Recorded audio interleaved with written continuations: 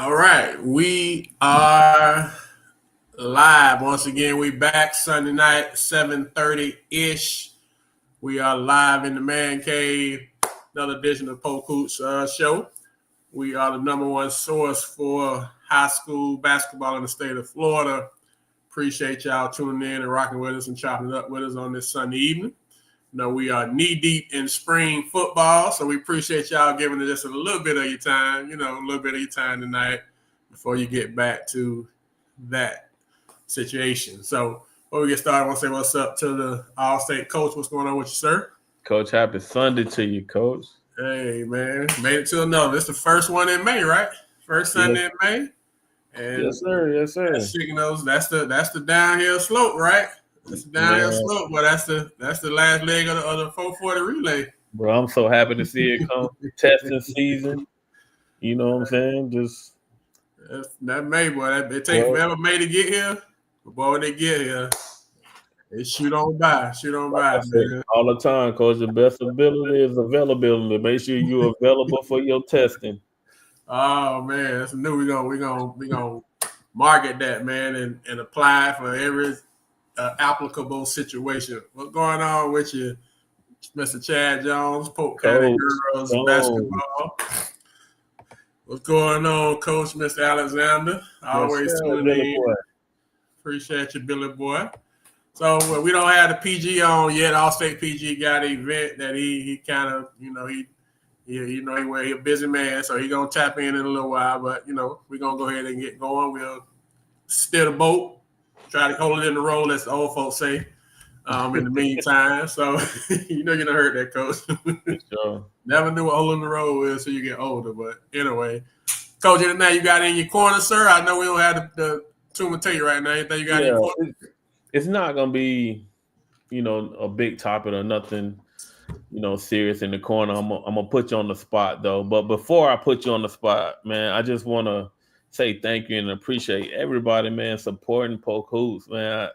It's amazing on how I see the memories flash up in Facebook and how long we've been here and been doing it. But we've done some things. We still need y'all support, continued support. Please share y'all ideas. We got the magazine. If it's something that you want to see more in there, something you want to see on the show, topics, just share those things with us, and we'll make sure that we, get them out and try to promote them the best we can. Coach, I had a conversation with the guys on their girls page this morning, and Coach, I want to put you on the spot. Top 5 greatest coaches, boys coaches in Polk County from Polk Hoops. Man, if I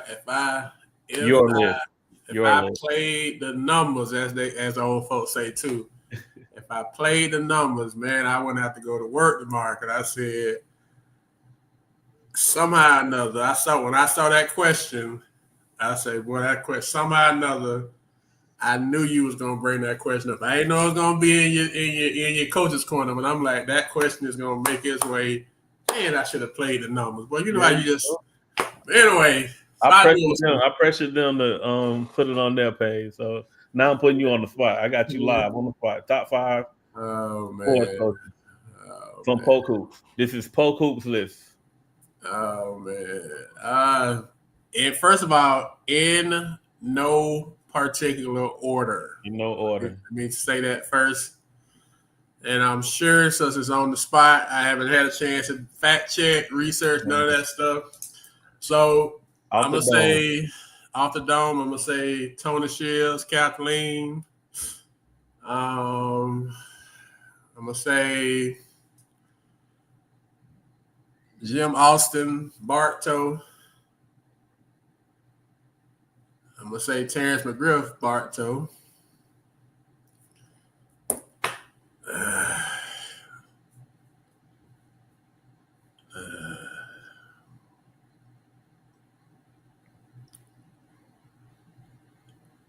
What's the criteria, Coach? Whatever your criteria is, Coach. I would say if I say Alvin Jones, I'm biased because that was my coach. But no, you won't be, Coach. Alvin Jones, that's number 4. Last one. Oh man. The last one, I'm just gonna hodgepodge the last one.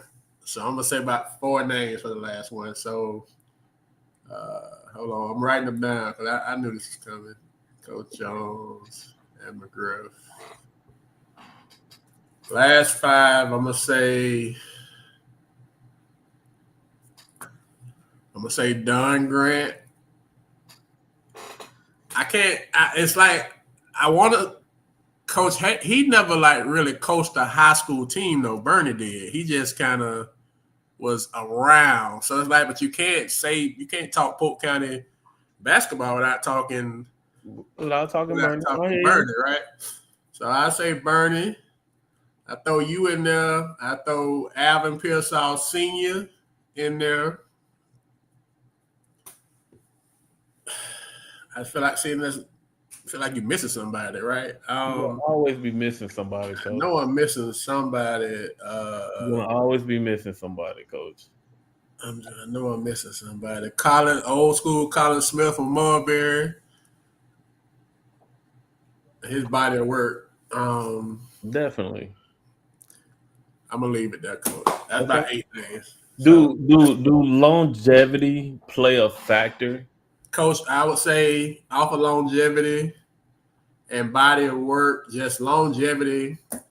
I would say a name that most people wouldn't say, but actually, I coached with him, so I kind of saw a different side of it, not just X's and O's, but I would also say Coach Gary Meyer from Lake Gibson / Jenkins, and I would say him not just from X's and O's, but also just from life lessons. And I'm not comparing the two by no means, but Coach Meyer gives me a Popovich type energy from the longevity, just from how people speak of it, from a total body of work that's not just on the court, not just wins and losses, not just states, regionals. So that would be, I guess, if you off the dome, I would say that group. I think I'm in good shape with that group. Okay. But I know I'm missing somebody anyway.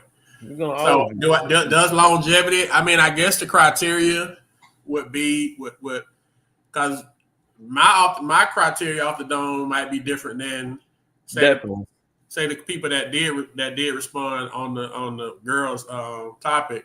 And even if you was to put yours right now, since you asked the question, are you one of the people that answer? You ask your question and you don't answer your question? Coach, I don't mind putting mine out. Okay, well, who you? And I know this won't be out the dome because you kind of been sitting on it for a little while, so you're a little more ready for the question than I was. But I have Alvin Pearsall Sr. Because I've known Coach Pearsall all my life. I know he has won championships before integration and during integration. And I think just from that alone puts him in a different category for sure. You know what I'm saying? I do also have McGriff. You can't have a list and not have McGriff on it. You know what I'm saying? It's just not possible. I have Jim Austin also. I think his body of work you can't question that Jim was one of the top coaches while he was here. I actually have Coach Alvin Smith over Tony Shields, and I gave him the edge because I think Coach Jones had the best team in Castleton history, if you ask me. And I've seen those teams that he had in the 80s, and they were talented. I've seen the teams that Coach Shields had in the 80s, and they were very talented. But I think what Coach Jones did, as soon as he walked through the door, the expectations for Castleton basketball were very high. In my last one, Coach, I actually picked Darren Collins. I've seen Coach Collins when he was a JV coach at Lake Wells, and so I was able to see practice and see him grow as a coach because that's the same time my brother was there. Then I seen him take a job at Sebring, where Sebring was, they was okay, they were okay, but he took that program to a Final Four, and I thought that was a big accomplishment, for down there. And then he went to Haines City, and I think he maximized his talent at Haines City. Um, I know Rank probably not going to be happy with this comment, but I don't think that was the best Haines City team as far as talent goes. But I think it was the best Haines City team for what Coach Collins brought together. Team wise, I think they were the best team for sure. But I think it was more talent on other teams from Haines City. And Coach Collins did a great job there. And to go to a football school in Lincoln and did what he did there, you know what I'm saying? I think it's unmatched for sure. And honestly, I felt like I would be extremely biased if I said Coach Collins because I spent so much time working with him. But to your point, I mean, I saw it firsthand. So I definitely think Coach Collins is in the upper echelon when you talk Polk County coaches. But like I said, I could be seen as being biased, and I'm okay with that because that's my guy. I'm a junkie when it comes to coaching. So when it comes to like adjustments, strategy, things of that nature, I consider those guys, at the top of my list when it comes to stuff like that. It's been plenty people have talent, you know what I'm saying? But when it comes to like actually coaching, I've learned a lot from those individuals. It's not only them. It's some people that you mentioned have influence on me. Like, Coach Hayes will always be my GOAT. You know what I'm saying? He's my uncle. He's helped the most kids. You know what I'm saying? I didn't consider him because he wasn't like a head coach or whatever as far as high school. Like, you're not going to look him up for no records and him having wins or losses or whatever. But his influence on Polk County basketball, I think, is unmatched. You know what I'm saying? Don Grant's a great name to throw out. Coach Colin over at Mulberry. Coach Whitaker, Coach Jones. I mean, you can continue to throw out names. You know what I'm saying? Unpopular opinion. Drew Taylor, he's still one of my favorites here. You know what I'm saying? He's still one of my favorites. But that list goes on and on.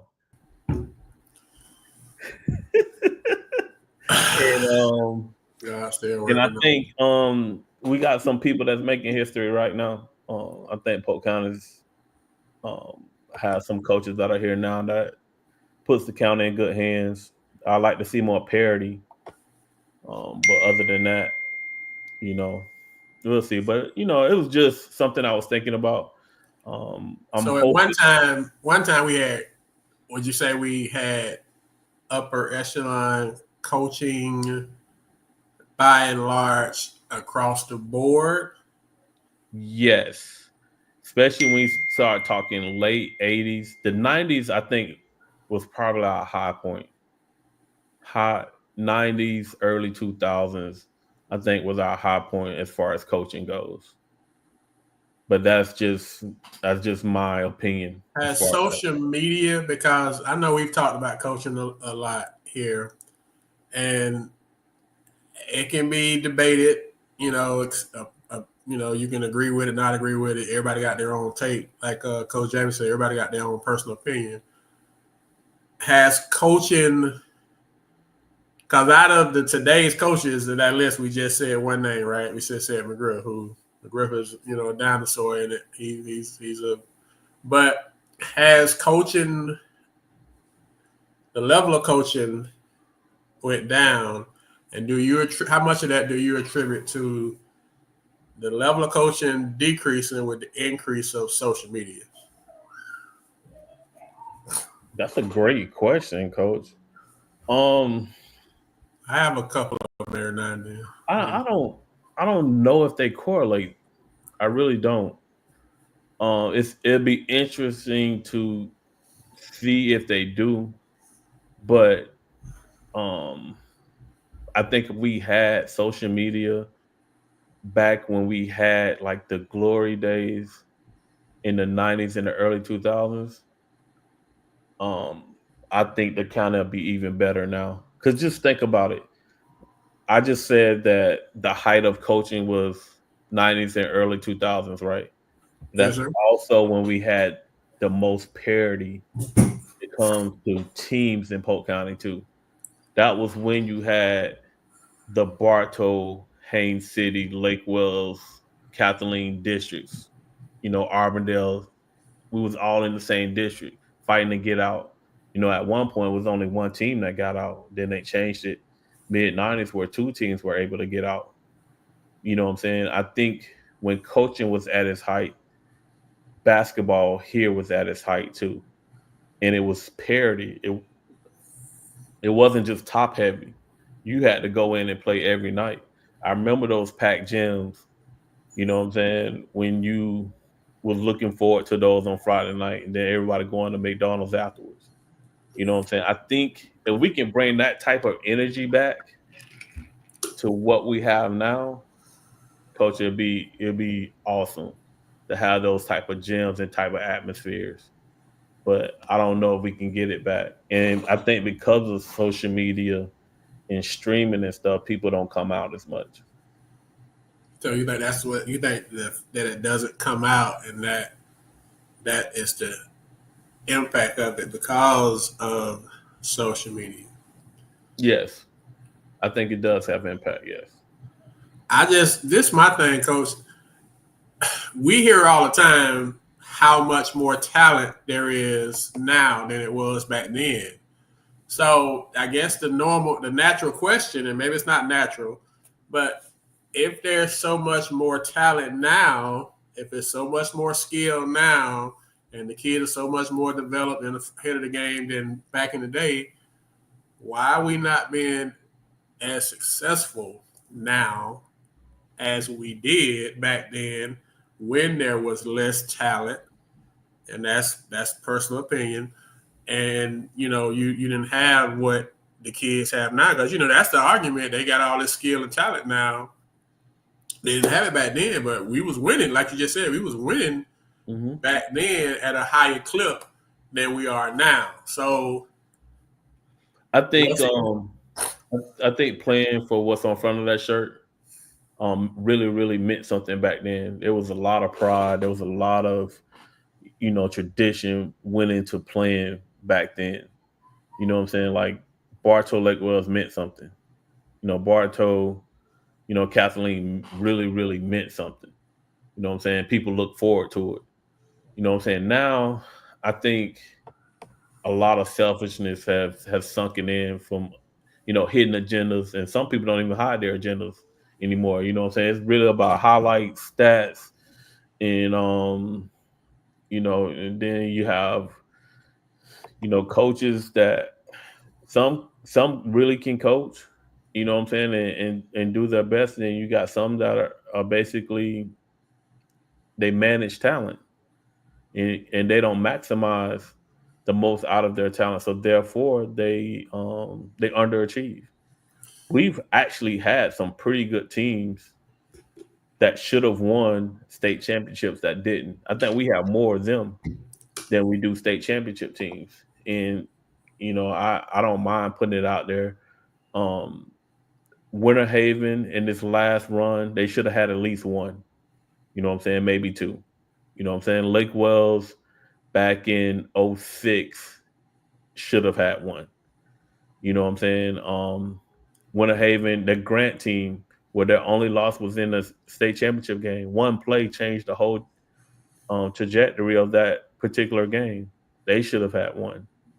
You know what I'm saying? So it's been some really really good teams. I can think of when my brother was a freshman back in the '80s. I think Haines City was like the number one, number two team in the state. My brother ended up beating them in the district semi, so they don't even get a chance to go. You have teams like that we don't talk about, like the '89 Bartow team, which I thought was better than the '88 team. but Patrick Sams get hurt, therefore they don't, win a state championship. So, Coach, I got two questions off of what you just said. Well, one question off what you said, and one question off what PC Gridiron posted.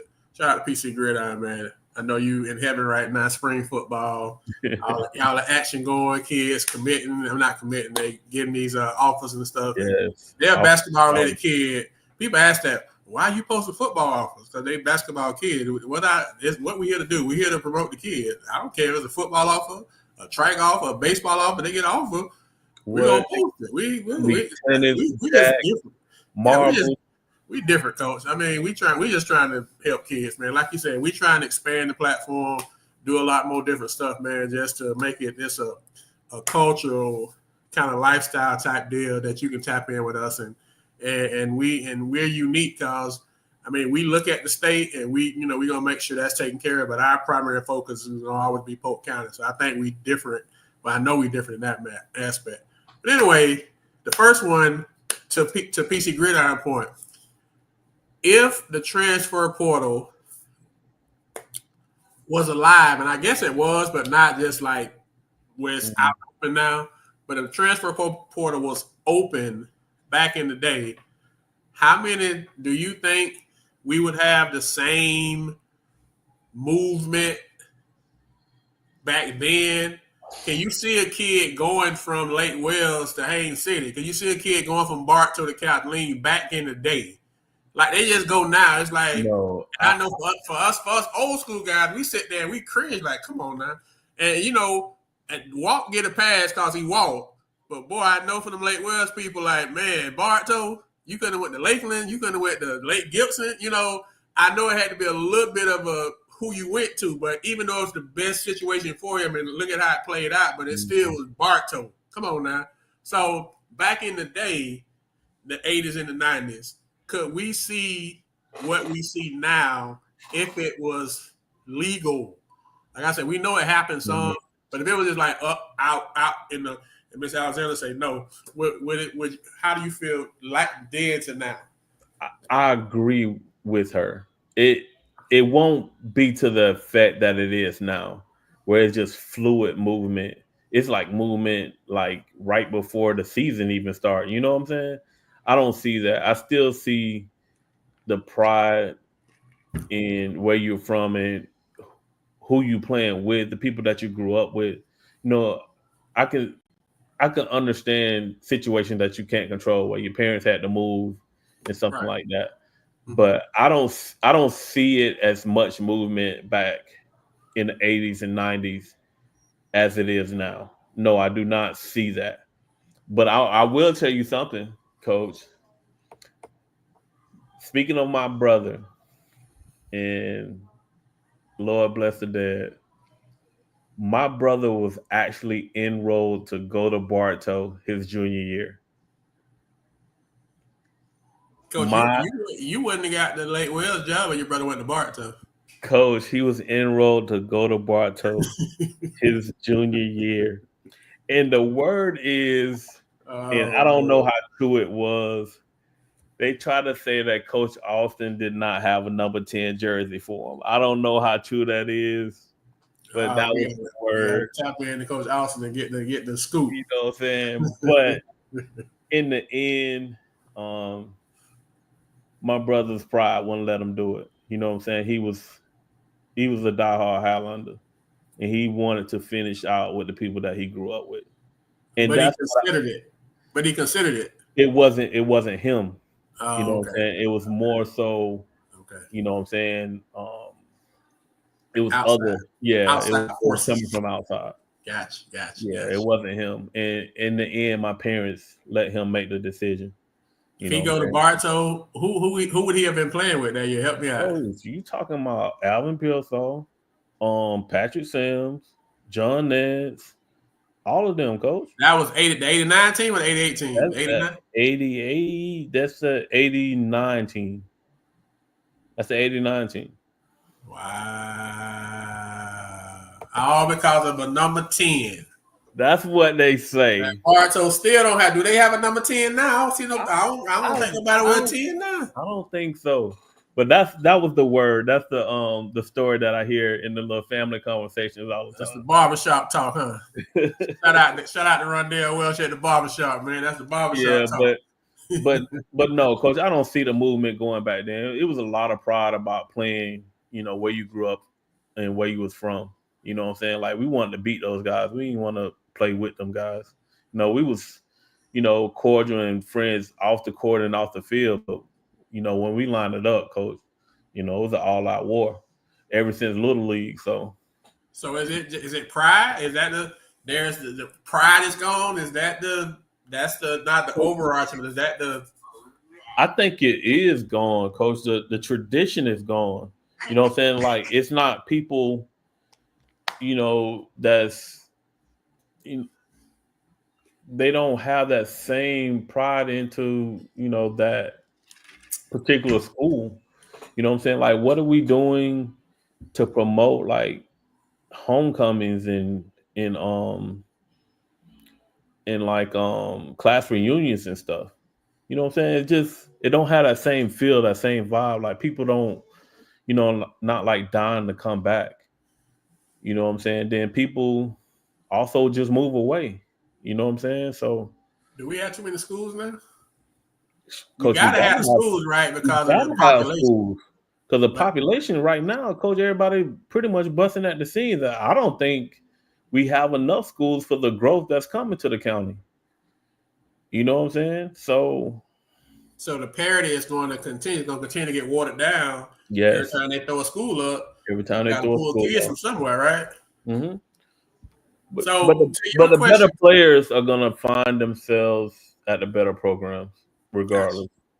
Well, you made a point, Coach, that I'm going to ask a question. You said you named a few schools that, and like I said, I have like a skeleton of stuff to talk about, but then I always just kind of move with the flow of the conversation. So if something come up, so like the question about the social media, that wasn't on the notebook. This one wasn't on the notebook either. So you named a couple schools that was good enough to win state and didn't. How soon do you know as a coach, no feel, kind of got an inkling that you know what, all right, not because everybody think it, but like man, we got a chance to win state with this squad. Like we got a squad that can make a run, not just you feeling good about yourself, but real deal being true to you in the mirror, in the morning or at night after one good practice, after practice, like, hey man, we got a shot. Like, how soon does that happen for a coach? Coach, I'm not gonna speak for anyone else. I'm gonna just speak from my experiences and whatever, and the teams that I had. So, as a coach, I really, really did my homework for my district, region, and the people that were in my class in the state. You know what I'm saying? So I knew going in the 2011 year that we was going to be pretty good. But I also knew what we was up against. For one, we was we were in 5A with a 3A enrollment, which was that's a whole nother situation. But I knew that summer, you know what I'm saying, that we were gonna play Dwyer in the championship game. I already knew that. So that whole year was just preparation and getting ready for them. You know what I'm saying? So I knew we were good enough to make it, but I knew what we was up against. Now the next year in 2012, it was championship or bust. You know what I'm saying? They realigned everything. It was I knew early that it was ours to lose for sure. You know what I'm saying? Then when I moved over to Winter Haven, I knew with their traditions and everything that they would be challenging for championships every year. When I first got over there, we didn't make it to the state finals that year. The next year we did. Um, I knew we didn't have the best team, but I knew we would challenge for it.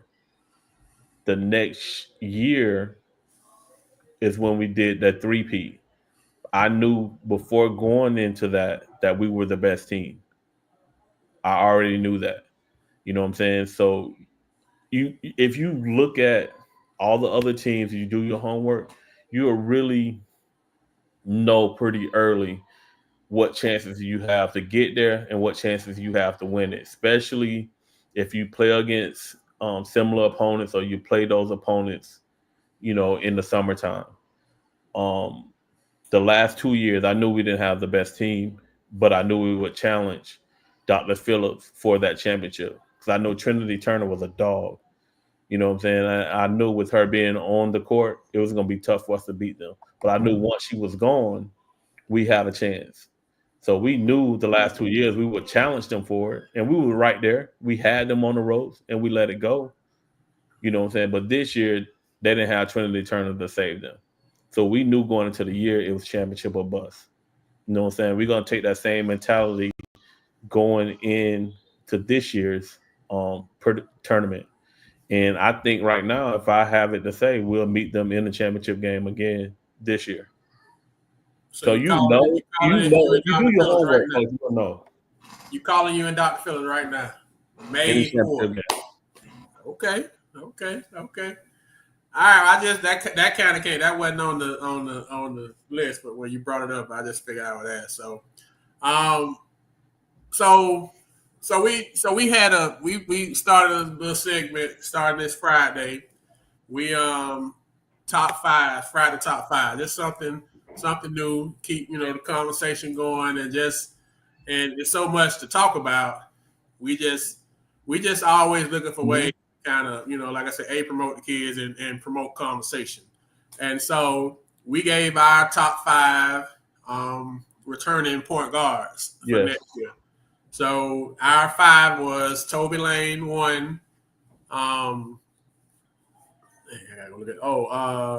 Tyson McElhaney, Lakeland 2, Terrell Berry 3. Who was 4? Jaden Lindsay from Arbondale 4, and Miles Morrell 5. And so there was some, conversation. Some people like, okay. Some people like, no, okay. So a question that kind of piggybacks off of that, that ranking and just rankings in general. How important, or how do you, when you talk criteria, how much weight do you give to production compared to competition? Production versus competition is where I give the most points for.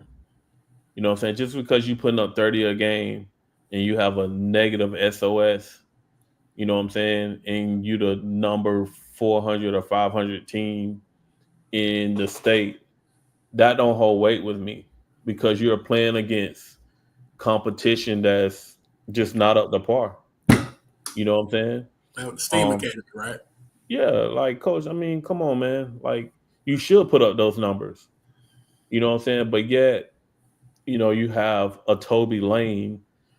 I don't know what he averaged. Probably was like 13 or 14. Maybe it was higher. I don't know. No disrespect to Toby or his coach or his program. I just don't know his stats right now. But coach, they played the toughest schedule probably in the county. Next to Bartow. You know what I'm saying? So he was putting up numbers against good quality teams. You know what I'm saying? And I respect that. You know what I'm saying? I'm going to respect, you putting up numbers, but who are you putting up those numbers with? Are any of those teams worth anything? You're supposed to put up those numbers. You know what I'm saying? But we have to gauge that when we start talking about these lists. Like, yes, you are putting up numbers, but yes, we got to look at also who you putting up these numbers with. We are recognizing you for sure for having the production, but at the same time, who you putting those numbers up against holds weight too. Miles Morrell, coach, he did a phenomenal job as a sophomore. His numbers may not be as high as some of those other people, but yet he helped propel his team, to get all the way to a state championship. You know what I'm saying? The Lindsay kid carried Arpendale all year. You know what I'm saying? The Barry kid put up numbers. He put up numbers. But at the same time, I'm not gonna lie to you. I don't like their schedule. I didn't like it. You know what I'm saying? Hopefully, going into next year, they have a better schedule, which would make a statement on his argument even more. Like, hey, I put up numbers against these top tier teams. You know what I'm saying? That holds weight. But that kid's special. He's talented, and I expect him, to continue to improve. The Lakeland kid, he's tough. He's skilled. You know what I'm saying? Um, Hopefully they even play 25 games this year. Coach Hen, y'all need to play 25 games. You know what I'm saying? Like, but like I said, Toby, it speaks for itself. But again, some of those kids are young, coach. And this is where they start to separate themselves from this year to next year. Let's see who continues to improve. Let's see who falls by the wayside. But production is important, but who's that production against is just as important. And so we just want to make sure, and Coach kind of described it perfectly, that when we looking at stuff, we look at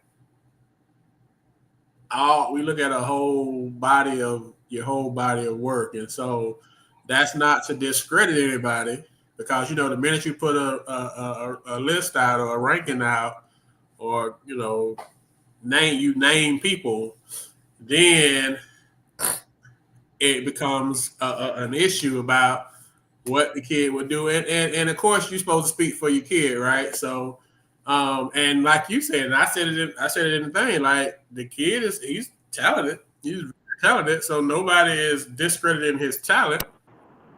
But that don't mean that the other guys is trash either, right? Mm-hmm. And so we can have a healthy discussion.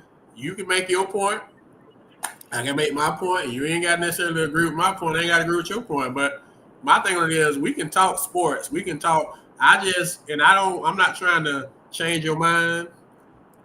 We just having a discussion. We having a mature discussion. I just get when you get them people that just close-minded with what they, you came in the door with how you felt. So it really ain't a discussion. It's just you popping off. And I mean, you're entitled to do that too, but we just not gonna get the same response when that's what it is. Okay, what's going on, PG? If you can hear some. What up? Question we just asked was, we dropped the top 5 PGs that's returning next year, and right in great segue, PG, you can speak very well, we just be lining stuff up, right? You can speak with authority on this subject. So when you ranking out the PGs, and we had Toby first, and one there was some debate, I guess, with the Barry kid from Vanguard. He wasn't ranked. A couple people felt like he should have been the number 1 PG or whatever. So the question I asked Coach, and I'm asking you now, how important is production when compared to competition? Definitely need to be up against competition, because if you're not, you putting up numbers that don't validate the skill set. Like you can just like playing at Kelly Rec League or playing at Central Park with all the 5 kids. You can be averaging 30 over there at Kelly and come to Central Park. They can't put up 5. For me, I mean, competition definitely validates more than putting up just numbers. That's like being at a small school that doesn't compete against anyone all season, and you averaging those type of points, and then on a level that you want to be ranked on and nationally talked about, you're not getting that, even though you're averaging as many points as you average.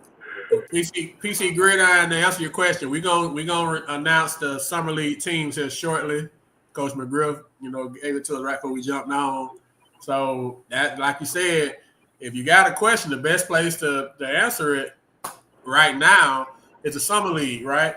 I mean, we trying to work something out. We've tried. We've thrown around the thing of doing like a ranking showcase.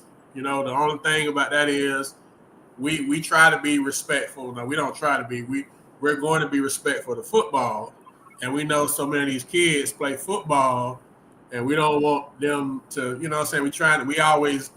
We're gonna always be respectful at the end of the day, and so that's our kind of our quandary is you want to do it during the fall before they start practice, but then you got so many of the kids that play two sports, and so how do you kind of make that work? So, but yeah, just line up and plan would settle it.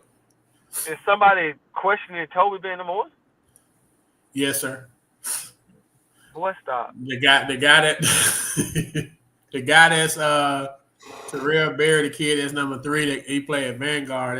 There were some people that had some issues with him not being number 1. No, and that's fine. Like I said, it's really to start a discussion. You know what I'm saying? But let's be open-minded about it. You know what I'm saying? Like, you can state why you think that person should be number 1, and we can respect each other's opinion. We don't have to agree. It's just really to start a discussion. You know, and more so that if it's any names that we forgot, we need to put on the radar. Please list those names. And it was people that did that. So this summer, when I'm going in the summer league, Barnes, guess what? I'm gonna be looking for those names to see why those people, you know, added those particular names. Like, I'm interested in the kid from LCS, you know what I'm saying? Because I haven't watched him play, but I won't be looking for that kid, you know, just to see, you know, what his skill set is like. And are they playing in the summer league? See, like, we'll see. I mean, we'll see in a second. But like, even with him, to give you an example, he's a 2-sport kid. He's a really good football kid. So he's picking up offers and whatnot. And so football is his thing. But he's a pretty good, you know, basketball player too. So does he get he don't get the same type of, you know, maybe exposure. That don't mean he can't play. He got another hat that he wearing right now. But I mean, I know he can play. But like you say, Coach, will you get a chance to if they are in the summer league, which we'll talk about in a second. But if they are in the summer league, will you get a chance to see him if he doing 7-on-7, if he lifting with the team, if they go on the camp? Because, you know, you gotta balance that stuff out. And we got so many kids that if that's their ticket, what, you know, we not gonna, like, that's why we posted stuff. Like, look, Gabe LeGrand is gonna be a big time football player. He gonna help me with a basketball team, but he gonna be a big time football player. What's that? Summer league, if they playing in a different division in the strong teams, does that make any difference on his performance? If you playing up against what y'all call it, Sunrise, A, B, C, and E? Not Sunrise. That's a real team. Steam Academy. Steam. Yeah, if he playing against a Steam Academy, we gotta keep this thing PG. Yes, sir. But yeah, so it's like, how do you balance? I don't know, call us a real team. I just kept it nice. But the thing on it is, like you saying, it's hard to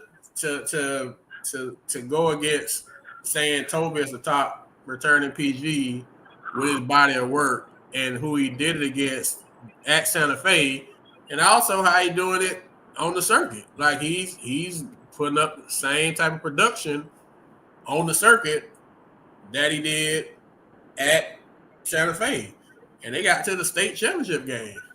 I mean, I can't believe that's even a debate.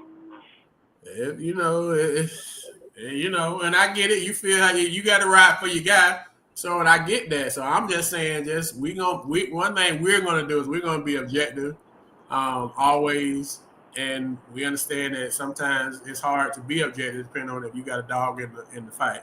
Not saying them people not. That's just, you know. So I just figured we would, you know, bring it up for clarity. Since it was, you know, we'll drop another one this Friday, and I'm sure there'll be some conversation, you know, because once you drop the list, conversation is going to be the natural byproduct of those lists, and we want the conversation. You know, right. What I'm saying?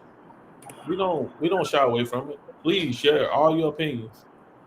That's right. We don't have no issue with that, and it's more than just as we continue to do this segment. It'll be top fives, not just current basketball.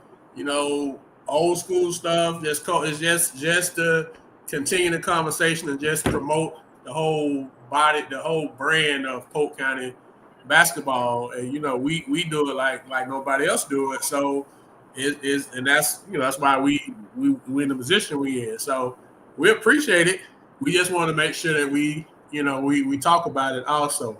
So kind of talking about that, me and PG talked about this earlier today, Coach. So we can tap you in on the conversation because you can provide some insight. Since in this day and age, social media done became such a big deal, right? In everything that you're doing, life, business, sports. How, if you had to give advice to to these players, because they all have aspirations of going P5, going D1, being high major and all that good stuff. I think now more than ever, and I could be wrong, that how you advertise and market yourself is just as important as how good you are, like how talented you are, what's your skill set.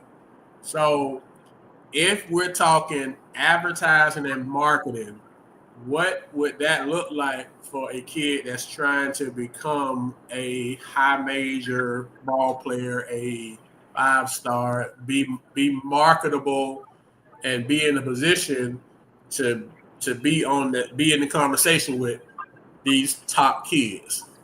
All right, so Coach, to answer your question, like now we're talking about NIL and branding and stuff too. So for one, making sure that you have the resources, you have someone at your games, putting together highlights, um, putting your whole games together, and you are putting the right plays on these highlight films, body language, um, show your body language on the bench, cheering your teammates on the court, things of that nature, that you don't put yourself in a negative light where you're disrespecting the game. You know what I'm saying? You're not, advertising somebody getting hurt or, a lot of ton or something like that. But also, if you want to put something on highlights, put your GPA up there.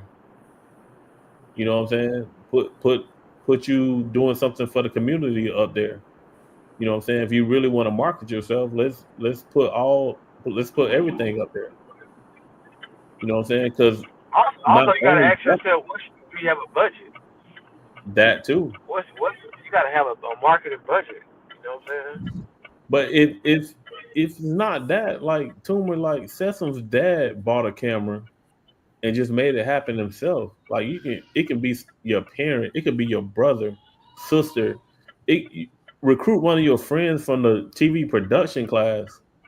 You know what I'm saying? It's ways to do it when you don't even have it. You know what I'm saying? You can still make it happen. You know what I'm saying? But you got to be willing to do so because everybody don't have money and resources. But like I say, you still got to put out the right thing because everybody's watching this. College coaches are watching this. Travel ball coaches are watching this.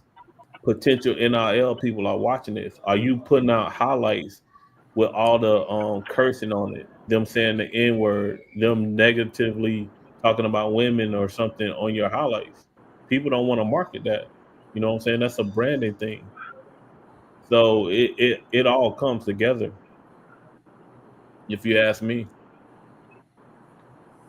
So if I'm coming into high school and I'm coming into your program and I'm pretty good, or think I'm pretty good, or I've been successful so far, I'm coming in as a freshman. And I sat down with you, me and my people, this is what I want to do. I want to be a high ranking player. I want to be Holy a shit. 5-star. I want to be, I mean, like I said, in this day and age, you can't get to that level from what I've seen without the advertising and the marketing. You have to market yourself almost as a brand, right? Almost you're your brand as early as ninth grade. And so the more eyes on you, because I mean, let's just look at it. If we look at historical for Polk County, two names that pop out to me, and I said this to PG earlier. A is Tracy McGrady, and B is Chris Davis. Just right off the top, right? Tracy more so than Chris, because Chris was getting he was getting notice, he was getting recognition at Kathleen. Tracy wasn't getting no recognition at Arbondale. So if Tracy never leaves Arbondale, if he never goes to that camp that he went to, if he never goes to Mount Zion, do we ever know? Does Tracy McGrady ever become Tracy McGrady? Does he become a Hall of Famer if he don't go to Mount Zion and he don't go to that camp and he just plays 4 years at Arbondale? It's debatable that it happens, right? That he gets what he got. So at some point, it had to be some type of marketing that took place when he was able to go to that position. So in this day and age, are you able to effectively market yourself from an advertising standpoint? And I mean, I guess I don't know if I'm asking the question right, but it's like if I had the ability to be a national player, what does that look like? I got national level talent, but nobody sees it. It's like the old adage: if the tree falls in the woods, does it make a sound? Nobody heard it. So, Coach, just to say what you're talking about right now. So, for one, you have to have some type of highlight that's going to make you go viral. Like, it's got to be something spectacular that's going to make you go viral. If you don't have that type of highlight, then you're gonna have to be on the platform where you're playing against the best day in and day out, putting in that work where people are starting to follow you. You know what I'm saying? So you talk about Tracy. Tracy was able to get to the camp to get on the platform in order to, go up against the top competition to show how good he was. Same thing with Chris Davis. You know what I'm saying? Same thing with Tony Bradley. You know what I'm saying? They played against the best. They were able to get on the best circuits in the best camp in order to show that they can hold their own. So if you're not somewhere where you're holding your own against those top kids in the nation, then you're going to have some type of highlight that's going to make you go viral for people to notice you and start following you in order to gain that momentum. If not, because you just any other player that's out there.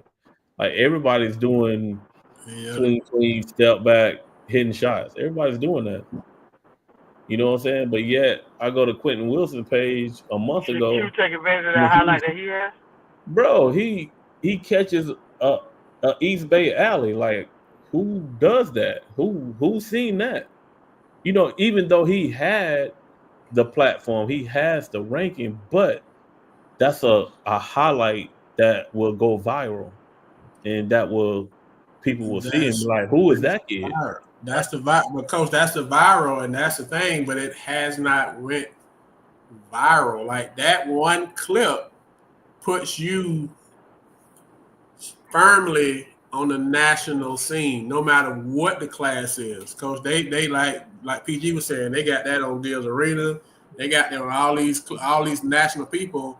You're in their rotation now, and because right now, if you do see it, if you're not from around here, do you know that's Quint that did it? If I'm in Montana and I see that, I don't know who the kid is. I don't know where he's from. I don't know what, you know what I'm saying? It's like. But when I see that clip, though, I'm going to go, oh, that kid is from Florida, blah, blah, blah. Let me hit this follow button. Let me find him on Instagram or Twitter or X or whatever it's called now. Let me hit this follow button. So now I'm be looking for this kid from here on out. I have done that. You know what I'm saying? So, but you have that type of clip though? Do you have that clip? It's just like with music, Coach. It don't take but one. This guy this boots on the ground guy 803 fresh. He better Coach, eat it up while it's it don't hot. take but one, coach. He better eat it up It don't while take it's but hot. one, and you can ride that thing into the sunset, man. It don't take but one clip. It don't take but one moment, and he got another 6 months. He got another 6 months. I just better not see y'all with a fan. I know that. I saw Plies today talking about he's trying to ask his cousin to show him the boots on the ground dance, and she talking about some. You ain't got no fan. He talking about a fan. What I need a fan for? Like, I ain't need nothing to learn electric slide. I ain't need nothing to learn. You can learn it, but please don't have no fan. Learn it with a fan. I ain't gonna learn it then. Yeah, like, please don't have no fan. Hey, so BD, do y'all feel Quick's videos went viral? Yes, for sure. That clip for sure. Do you feel like it got maximized?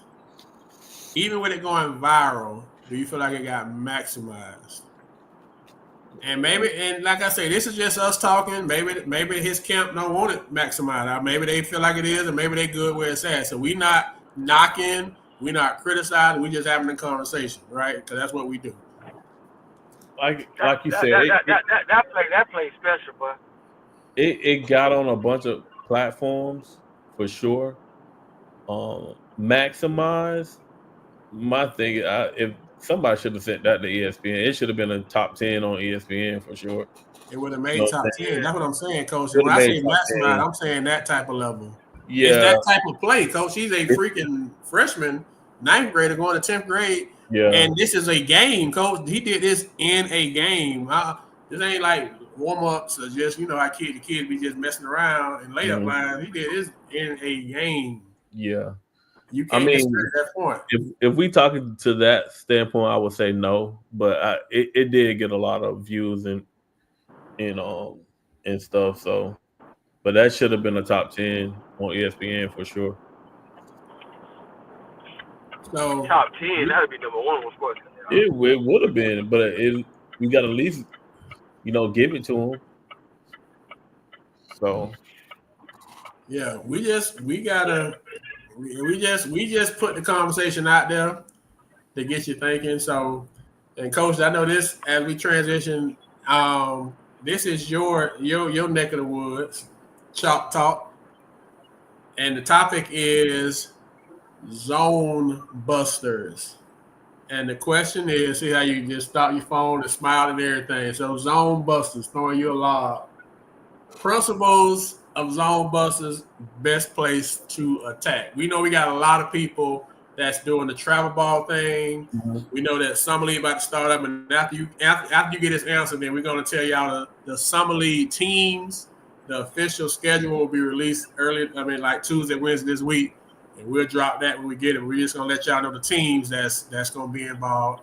I think y'all will be kind of excited about it. But before we do that, Coach, zone busters, Chalk Talk. Principles of zone busters, what you're trying to do, and what's the best place to attack it. So, Cause I think we need to get rid of the myth that you got to shoot people out of a zone. No, you do not have to shoot people out of the zone. It helps, but you don't have to shoot people out of the zone. When you start talking about zone busters, I'm talking about movement and ball movement against the zone. You got to have ball movement. You got to make the zone move from side to side. If you make the zone move from side to side, it creates gaps. And what you have to do is attack the gaps of the zone, whether it's off the dribble or off the pass. So a lot of people get in trouble because they have no movement against the zone. I hate watching basketball right now and people just high-low zones with no movement. That one person going from one side of the free throw line to the other person going from short corner to short corner. That's old school basketball, Coach. Yeah, it probably can still work, but it's just not as effective anymore. I think you just got to have a lot more movement, a lot more people flashing picks against zone. But I think we have rules in shooting the three against the zone. All right, our rules is penetrating kick, off the skip pass, or it goes inside out. That's the higher percentage 3-point shots against the zone. All right. So what we want to do is make the zone move from side to side, create gaps in the zone. We want to get in the zone to create for myself or for my teammate. And that's the way we look at attacking zone. It's not just shooting the ball. You got to create good shots against the zone. And the way to do that is just creating those gaps in the zone. Okay. So the sweet spot is the best place to attack. Best place to attack because it breaks the whole integrity of the zone. You know what I'm saying? Because now everybody got to collapse on you. Once everybody collapse on you, those kick out for threes are even more wide open, or those dump down for dunks or layups because we are able to get into the gaps of the zone. It breaks down the integrity of the zone. Gotcha. Okay. All right. Well, we're going to clip some of this stuff. We're going to start clipping the shows, man. So we'll clip little parts and post like we did last week with Walk interview, just so, you can get – sometimes people don't want to see the whole thing, so they just want to lock in on that topic. So we'll kind of do it that way. All right. All right. Before we get off, we got breaking news. Coach McGriff, who's the kind of commissioner, I guess, of the Summer League, sent us the teams. The schedule will be finalized early this week and be ready like Tuesday or Wednesday, and then we'll post it when it becomes ready. But we want to give you all the names of the teams that will be in the Summer League this year. The Summer League kicks off June 2nd. The games will be on Mondays and Wednesdays.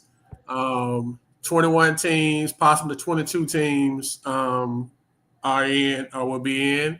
But right now, the teams that we have are Osceola, Kissimmee Osceola, Santa Fe, Victory, Bartow, Discovery, Arbandale, Lakeland, Davenport, Lake Wells, George Jenkins, McKeel, Ridge Community, Lake Gibson, Winter Haven, Lake Region, Kathleen, Tampa Bay Tech, Lakeland Christian. So, Coach, you may get a chance to check out DJ Howard.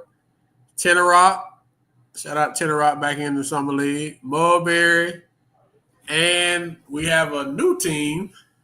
Coach just found out they was even in existence earlier. Polk Christian.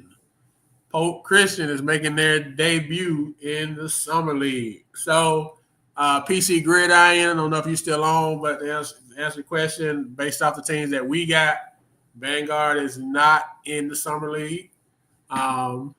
So some other teams, not. Coach McGill says still time. If you can pay by tomorrow, if you guys want into the Summer League, no matter who it is, if you can pay by tomorrow, you will be able to get in. But the deadline is a hard deadline tomorrow.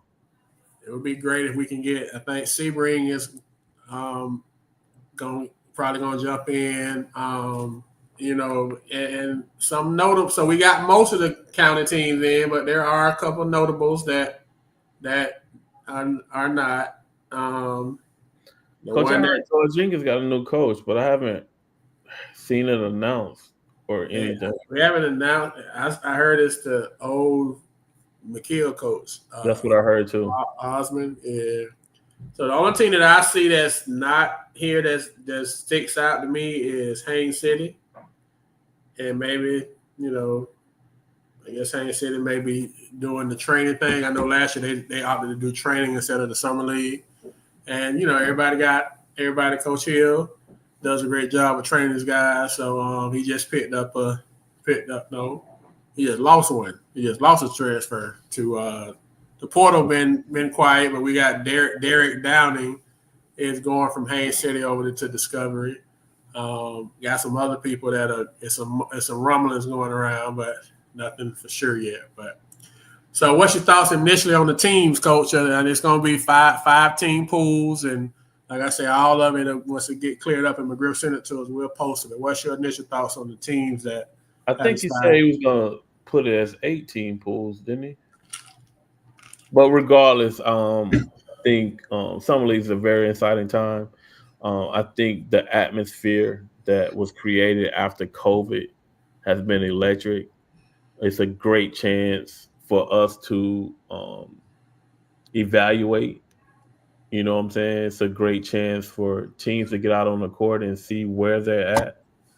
Um, but I love summer league, coach. I love all the teams being in one gym. You can see multiple games at one time. You know, I'll stand somewhere in the middle and be watching multiple games at one time. Um, it kind of lets me know that we are right on a lot of things.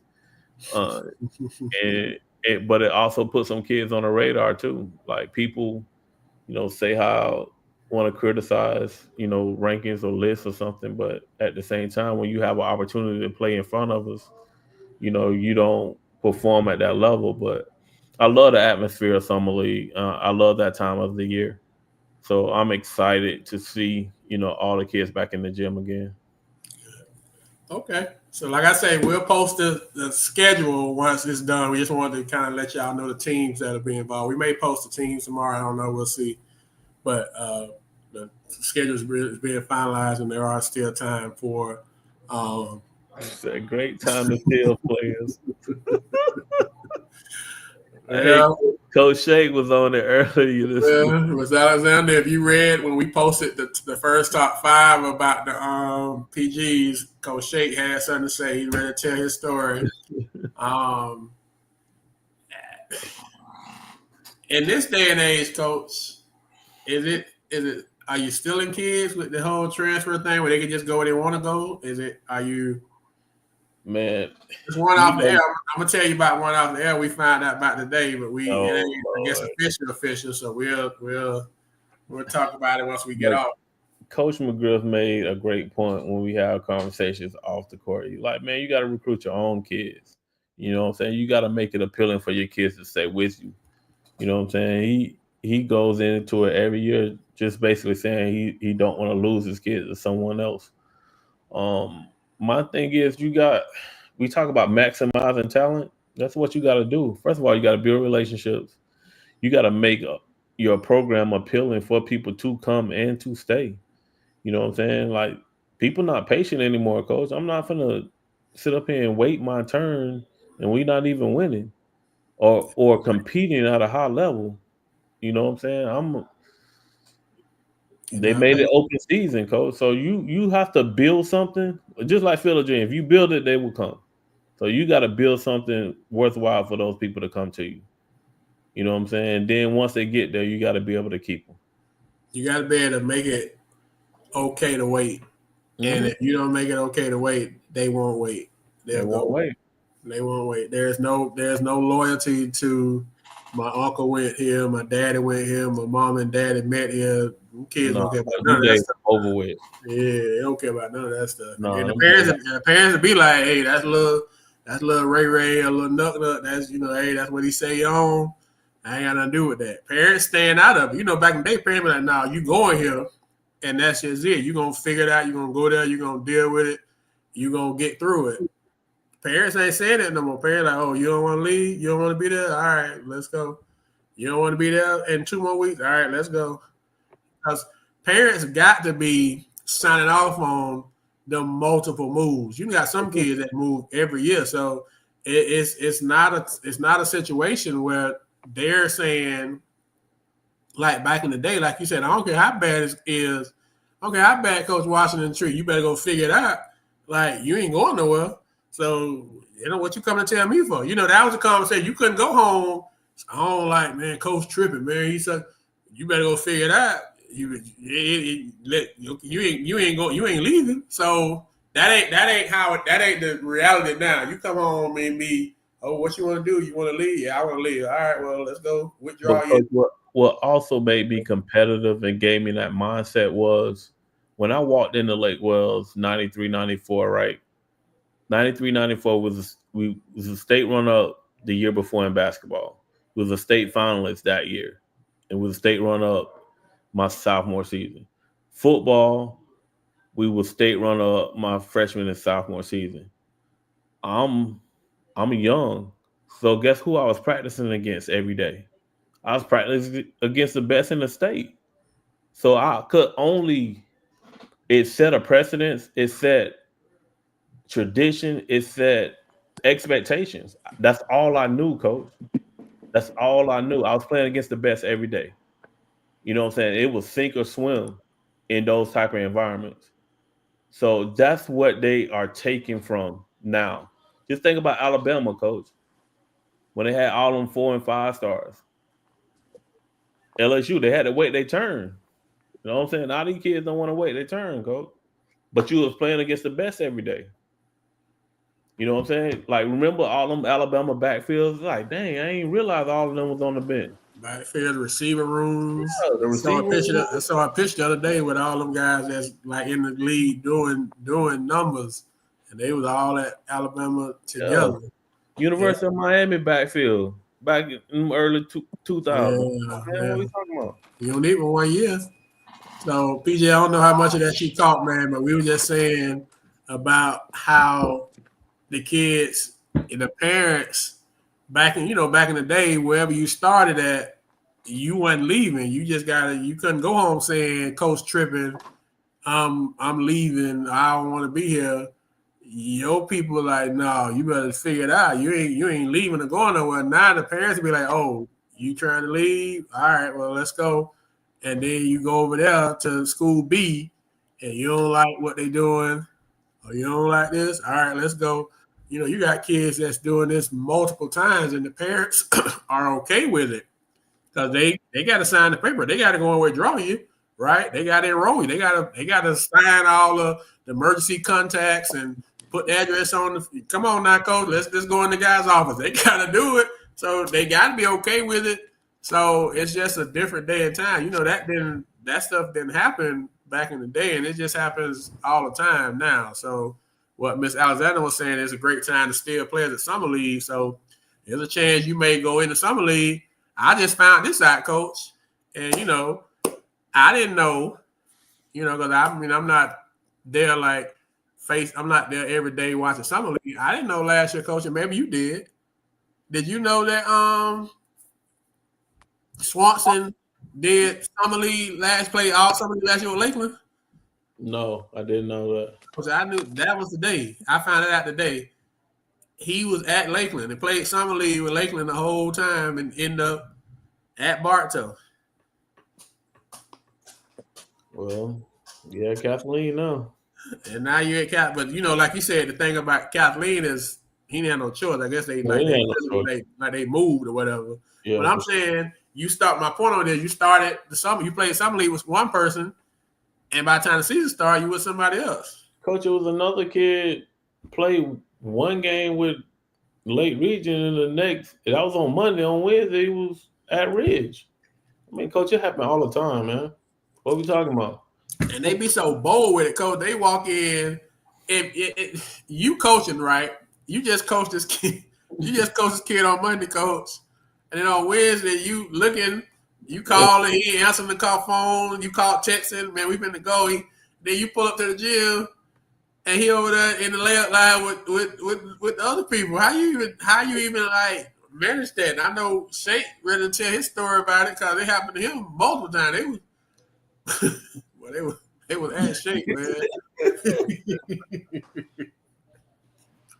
What you do with that? PG, what you do with that, man? You coach this kid up on Monday, then on Wednesday, he got another jersey on. Boy, that's that. You got to look yourself in the mirror then, don't you? Hey, I'm just like, bro, you just told me. It's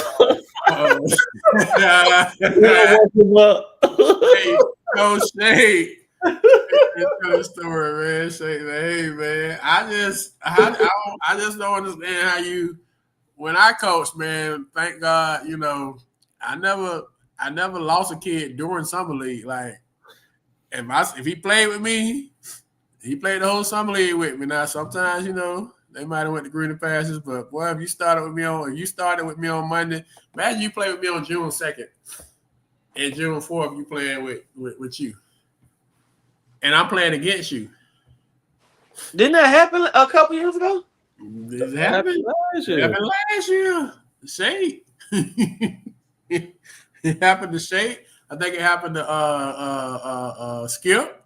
When them kids left Ridge and went to Happened to Woodside. The kids left Winter Haven and went to Discovery and where else they went to? Lake Wells.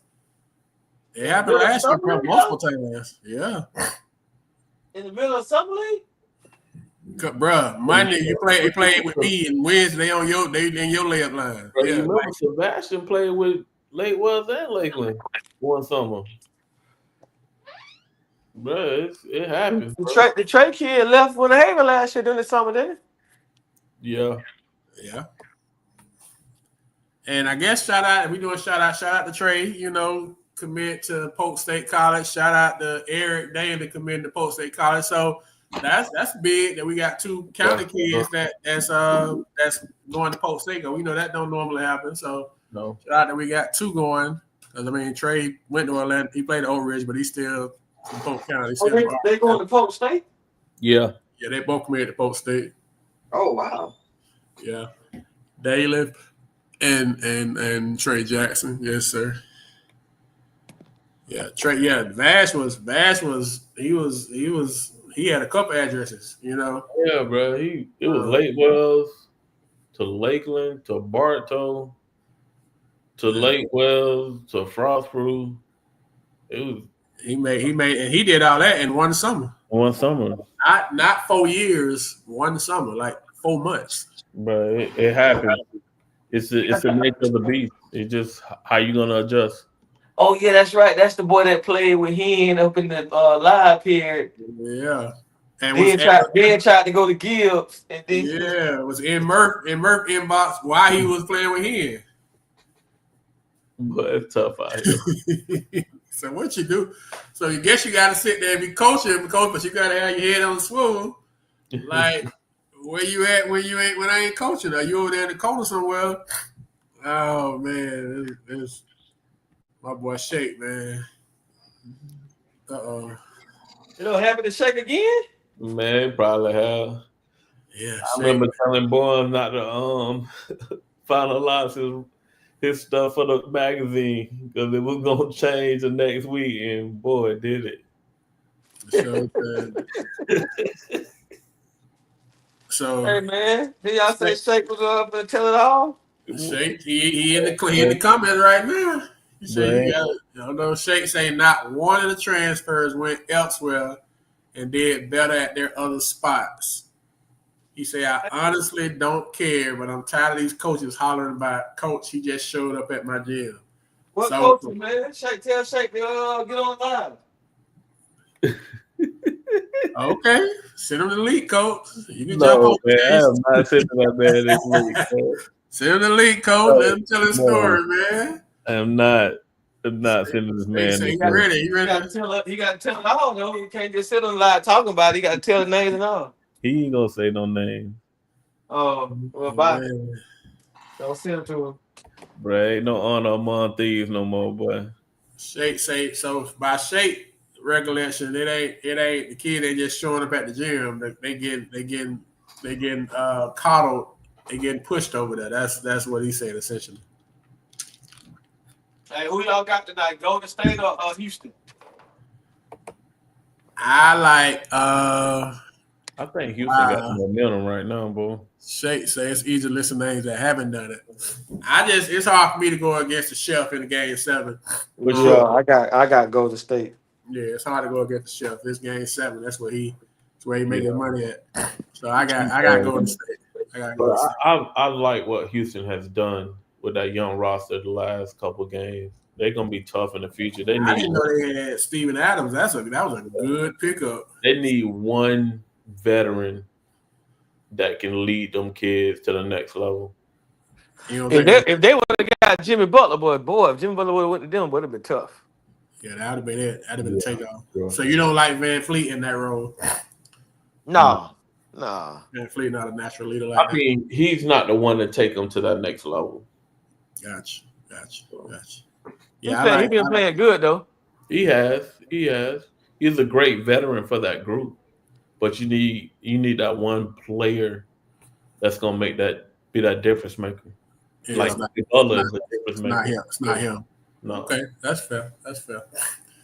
Well, we're going to go check it out because it just started a little while ago, man. So we appreciate y'all, man. I know it's week 2 of spring training.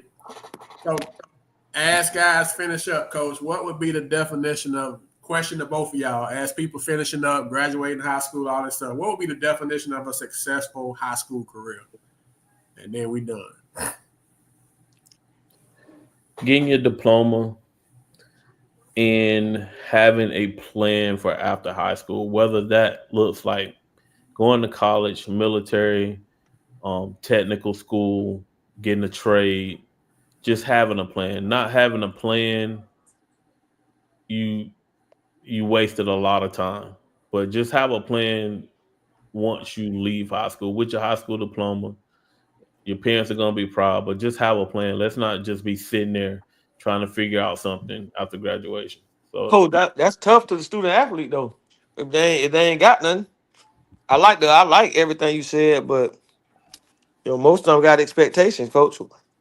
well, what they should be looking for now is open tryouts. I've seen some JUCOs, saying they having open tryouts and whatever, and maybe you need to go to these services. They have showcases. You need to be in them. You need to be DMing coaches trying to do what you can. But sometimes you just got to realize that that's not for you. Everybody ain't meant to suit it up after high school. Man, we need lawyers, doctors. That's a tough. We need plumbers. We need HVAC. That's a hard reality, Coach. That's a hard reality. But it's the sooner you can accept that, the better off, like you say, you'll be. If you want to stay around sports, start coaching, or become a trainer or a physical therapist, or get in sports management where you like a GM or be an AD or something someday. Basketball operations, football operations. You can be a video guy. It's ways to stay around it. You just got to figure it out. You got to figure it out. So y'all heard the gems from Coach, man, because in a couple of weeks, high school graduation, college graduation is taking off. We had some people graduate. Always, like I say, this is always the best time of the year, man. Kids finishing the deal and walking across the stage, and like I say, it's a little personal for me this year, the graduation, because my baby get to walk across the stage Friday morning up in Pittsburgh, and like I said, my only regret, my bucket list would have been to actually give him his diploma when he graduated from my school, but COVID had other plans. But it's high school, college go up first, and then 2 weeks from now you start running all of high school. So life gonna be here by the end of the month in a couple weeks. So you got, like you said, if you ain't got a plan, you got to be. Some of y'all still looking for offers, and I ain't trying to step on no toes, but the reality is, if you ain't got the offer a long time ago, but definitely you ain't got the offer now, okay, what's next? The air might be about, like, I remember the thing about John Thompson got this flat ball in his office in a glass case, and he had like a little question: what are you gonna do when the air goes out the ball? So for a lot of our student athletes, unfortunately, the air's about to go out the ball in a couple of weeks. So like you saying, Coach, you got to have a game plan, because life don't care that it don't care. It don't care about your situation or your circumstance. Life keeps coming, and you got to be able to adjust and deal with it. So hopefully people, in position and ready. And, I understand that, like you say, you don't have to get it right the first time. But you got to have a plan, and you got to work at it, and you got to be realistic with yourself. Be real with yourself at the end of the day. So anyway, appreciate y'all tapping in and rocking with us tonight, man. We don't take it for granted. We won't be on next week. It's Mother's Day, so we're going to celebrate the moms, all the wonderful moms out in so we giving it the day off. But we'll be back after that, man. But we will drop the summer league schedule on McGriff. Get it to us. We'll drop another top 5 on Friday. Y'all continue the conversation, man. Continue to tap in with us. Do appreciate it. Also, alumni tournament, we are open for registration. Please don't miss out. That's for the vets. Don't miss out, man. So that's all we got. Look at little fella. What's going on, nephew? But appreciate y'all, man. Appreciate y'all. Y'all go check out the game, man. Y'all have a good week this week. All the guys on the football field getting those offers, man. Congratulations. Y'all keep working, man. And your hard work is starting to pay off. So I know that got to be motivation for you. So till next time, man. Polk Hoops, we out. Y'all be safe. Appreciate you.